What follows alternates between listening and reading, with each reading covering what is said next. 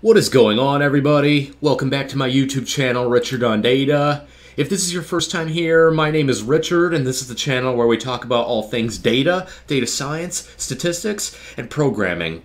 So subscribe for all kinds of content just like this if you haven't already, and hit the notification bell so YouTube notifies you whenever I upload a video.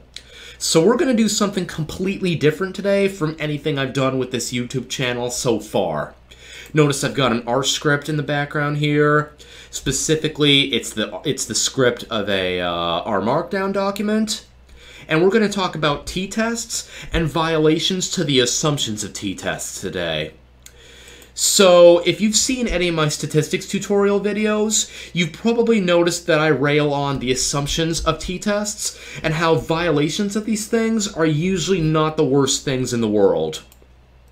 So in any intro stats class, you're going to learn about what the assumptions of t-tests are, but what I think far too often doesn't get brought up is how robust the t-test is to violations of these assumptions. And so it's really easy to imagine somebody will come out of school, and then there'll be a situation where a t-test is appropriate, or, I mean, the same principle here can apply to any kind of statistical method that carries with it assumptions. You're going to test for things like normality or variance, and as is the case with most real-world data, these things are going to be violated. And I don't want people to get scared by that, because a lot of the times, that t-test is going to be super valuable regardless. So I don't want to tell any of you guys what to think, but what we're going to do here today is we're going to look at some scenarios in which assumptions of the t-test are violated, and then we're going to look at how big of an impact that actually makes. And so I can't simulate every possible violation of these things that can occur. Like, every situation is going to be a little bit different, but I just want to instill some useful food for thought in you guys, and maybe get you thinking about some things you can check next time you have assumptions that are violated, because it may be that the method you're using is way more robust and it's going to work just fine, and the method you're using is just way more robust than you actually think it is. So this is going to be a lot of fun here. Before we get started here, just a few asks from you guys. Number one, please take 1 second of your time and smash the like button. That really helps my content get suggested more and reach a larger audience. Also, I have made it a sworn goal, at least at this time anyway, that I am never going to run any kind of paid course, because I think there's way too many of those things out there on the internet, not all of them which are super valuable. And quite frankly, I always want the content that I produce to be freely available to people. But I do have a link to my Patreon account in the description. So if you're willing to pitch in $2 a month, $3 a month, anything like that in order to help support my work, that would be massively appreciated and will really help me to continue doing things like this. And then also, this code is going to be available on GitHub, so I will also have a link in the description of this video to the GitHub account that I have set up for this YouTube channel. So you'll be able to go through the code here and just convince yourself of these things, and you know, really step through this stuff in detail. So without further ado, let's get started. So I'm going to initialize a few things here right off the bat, and I'll explain the motivation for this stuff in just a moment here. But first and foremost, just a refresher on what the assumptions of a two-sample t-test are, and the two-sample kind is the one that we're going to focus on in this video. But the first assumption is that we have samples taken from normally distributed populations. Now, this is something that a lot of people just kind of gloss over, and it's just because at the end of the day, all that it really comes down to is X bar being normally distributed. But if you have a large enough sample size, X bar is going to be approximately normally distributed anyway. I mean, that is what the Central Limit Theorem tells us anyway. And the conventional wisdom tells us that the sample size needs to be approximately 25 to 30 or greater. And actually, we're going to see with this one isn't even totally the case all the time. You also assume that the populations have equal variance, and also that you have independence within populations, as well as between the different populations. So we're going to use simulation here to see if these things are truly meaningful, and we're going to look at 7 different scenarios. We're going to look at the scenario in which none of these assumptions are violated. We're going to look at a situation in which we're taking samples of size 10 from 2 populations which are uniformly distributed, samples of size 10 from 2 populations which are exponentially distributed. Then we're going to do samples of size 50 from 2 populations which differ massively in, or not massively, I should say, but populations with different standard deviations. The standard deviations are off by 2. Remember that R parameterizes these things this way. First number is the mean, second number is the standard deviation, meaning the standard deviations are off by 2, so the variance will be off by 4, or factor of 4, that is. Next scenario, we had the standard deviations off by a factor of 5, which means the variance is going to be off by a factor of 25. We're going to see how big of a difference that actually makes.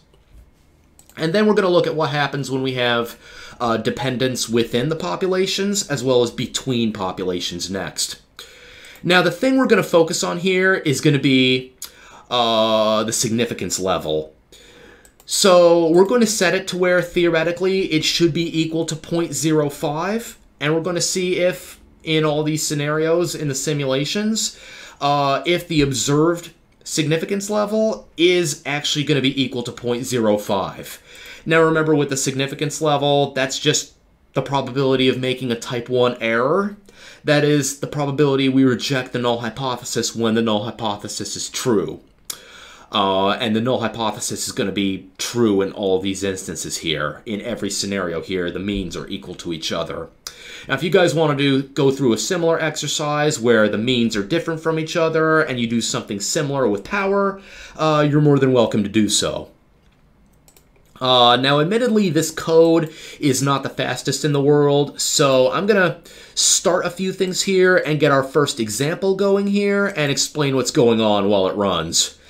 So, first and foremost, we have a function defined here for calculating a T statistic. Now, this is all quite straightforward stuff. One thing to point out here is that there are different ways of calculating the T statistic if you do, in fact, assume that the variances are equal to one another. So if you do, then you calculate a pooled standard error. So that's what we're going to do here. And then that T statistic function is going to get run inside this Monte Carlo T function here.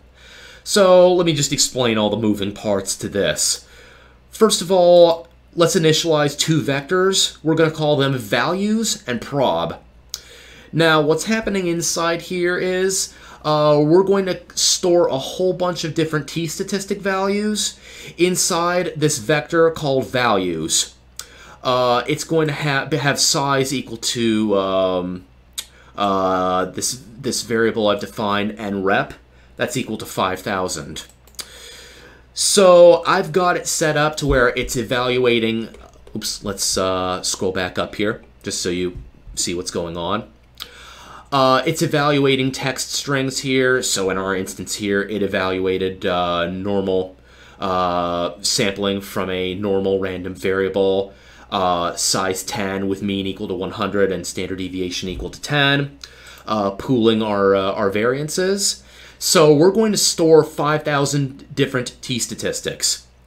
We're then going to find out how many had an absolute value above the critical value for such a t-test. Divide by the overall length, that is the number of t statistics that we have.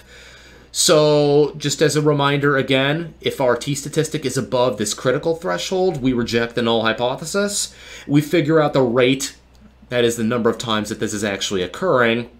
And then we're going to repeat that entire process 100 times, because we want to have some idea of our sampling error here. So that's basically what we're doing here, I'll explain this one because we're only going to use this one time, so I'll come back later and explain that one. Just run the next chunk of code here, and yeah, so what we found here was our estimate of the type 1 error rate was 5.035%. And again, this is under the situation in which there are no assumptions violated. So, I mean, 5.03%, and the standard error is really small here. 5.03% is really close to 5%. Again, nothing's off here. That's about what we'd expect from a pure sampling error kind of situation.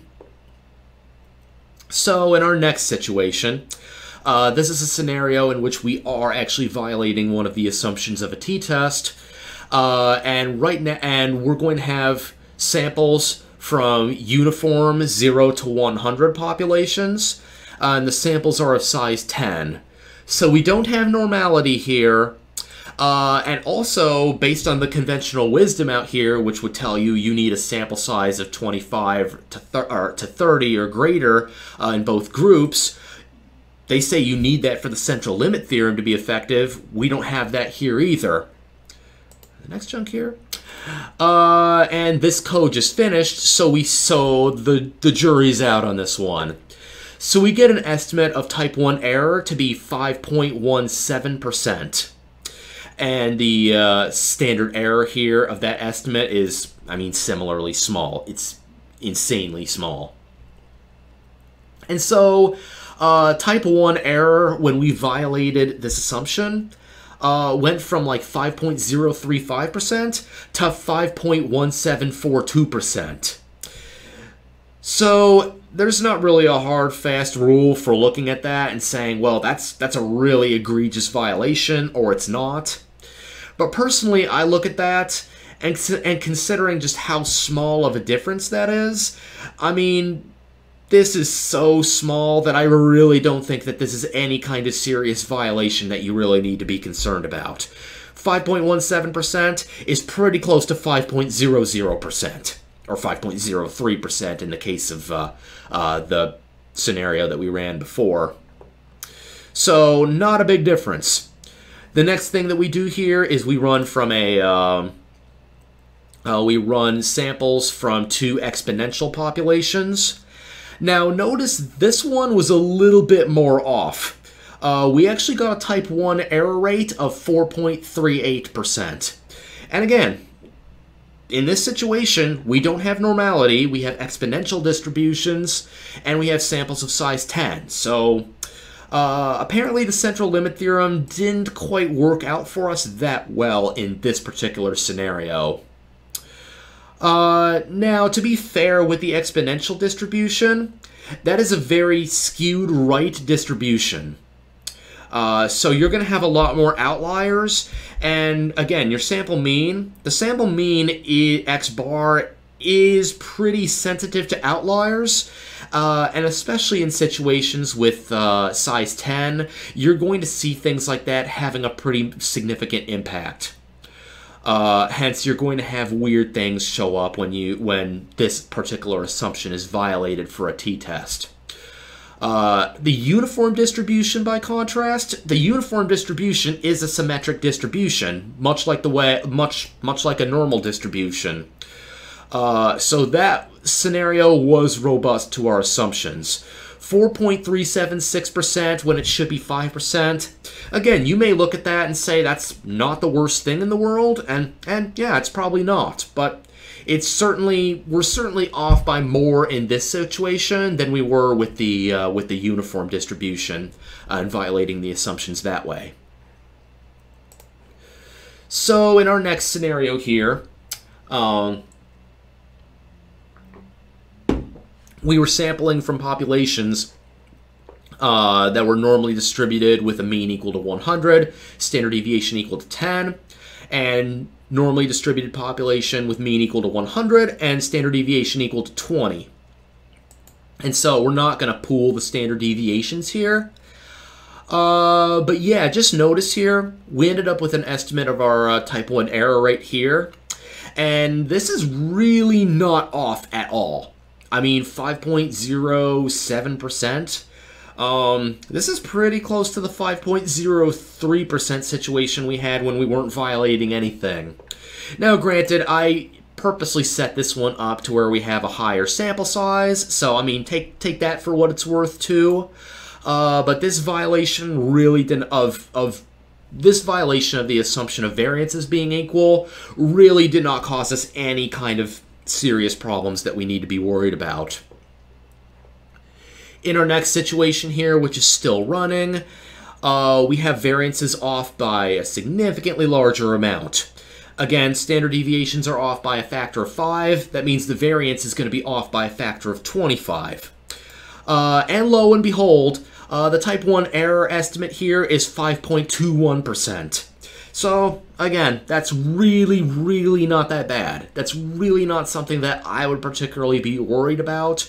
Considering in real-life scenarios, I mean, think about it. Are you going to have 2 samples in which your standard deviations are off by 5? Like, that's a lot to be off by.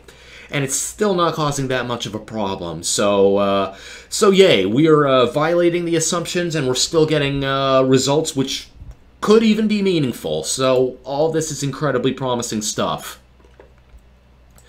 So now we're going to look at the situation in which we have correlation within our population. Now I'm not going to go through all the nitty-gritty of this code because I would be here for too long explaining all of this. But basically, it's based on a Cholesky decomposition, and we're going to get it to where within our samples we have correlated data. Now, this shows up in a variety of practical scenarios, particularly a lot of things in the healthcare or pharmaceutical space where you're taking repeated measurements on individuals. So, for instance, if you measure somebody's, let's just say it's blood pressure, you take that measurement and then you take another measurement on that individual. Well, you already have a little bit more information on what that second observation is based on that first observation. You always have this kind of dependence structure when you have repeated measurements, let's say by individual. And there are tons of examples that are similar to this in where you could have dependent data within samples. And we're going to see the difference that makes. I created a new function for this called T Stat Core. And it's going to be based on taking correlation matrices and, where were we? Yep, right here. You have correlation matrices, and you're taking the dot product of that matrix with the distributions of interest here. So what we end up getting here is a type 1 error rate estimate of 0.000246. So we found out that violating this assumption was a really, really serious, egregious problem.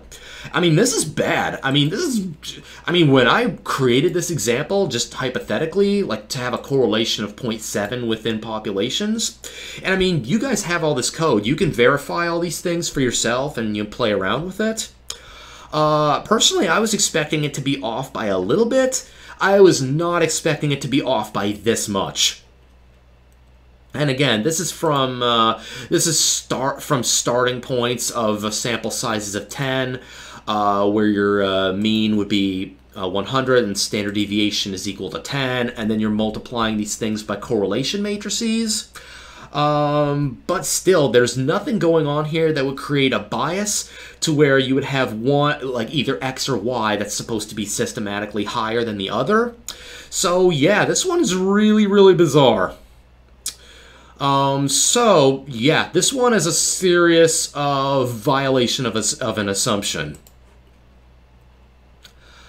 And in our last example here, we're going to look at a scenario where we have a correlation of 0.7 between our samples. That is, our populations are dependent of one another. And the way we're going to set this up is I'm going to create a multivariate normal distribution here. So what you're going to do here is, and I mean, you can create something similar and you can play around with the parameters to this if you want to be just convinced that all of this works. but we're going to create a mu vector equal to 100 and 100.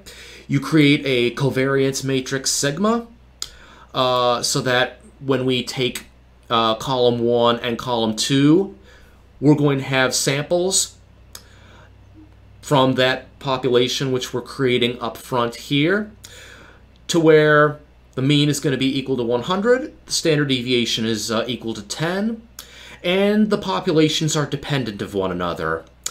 So yeah, let's take a look and see here how this is going to work out for us.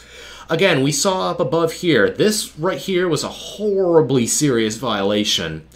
So, I mean, this one's working here. You're probably taking a guess in your head about what this is going to look like.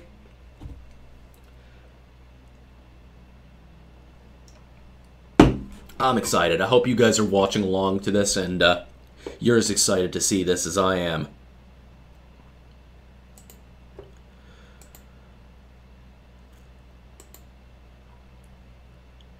Oh, wow, this is a slow one. There we go. All right, so we end up with an estimate of type 1 error rate equal to 4.994%, and the standard error looks pretty similar to that.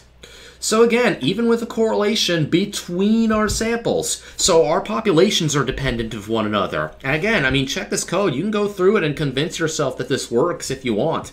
In fact, I highly encourage those of you watching along to do that. But notice here, we still have a type 1 error rate that's really close to 0.05. So if you're to take anything away from this, the dependence within samples, that is a really serious problem that's going to cause you to either systematically overestimate or underestimate the true variability of your data. And when that happens, you're going to get significance levels which are highly off from what they should be theoretically.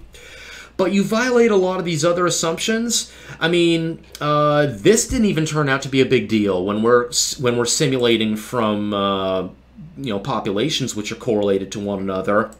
And this thing up top here with the samples from exponential populations, that causes the type 1 error rate to be off by a little bit, but it's not that bad. So, I mean, make of this what you will. Again, there are situations in which you can violate these assumptions, and then you're going to have results that are off by quite a lot. It all comes down to just how badly you're violating these assumptions. But for a lot of them, I think it's fair to take away here that violating these assumptions is not going to be the worst thing in the world. The t-test is a really robust test, and it's pretty good. Now, in applied data science work, that's not to say you're going to spend all of your day just running t-tests one after another. But having said that, it's a pretty good tool when the situation calls for it. So make of all this what you will. I will leave it there. So thanks all of you for watching this video. If you enjoyed it, once again, please hit the like button. Also, leave me a comment down below and let me know what you guys think. Then I'll see you all in the not so distant future. Until then, Richard on Data.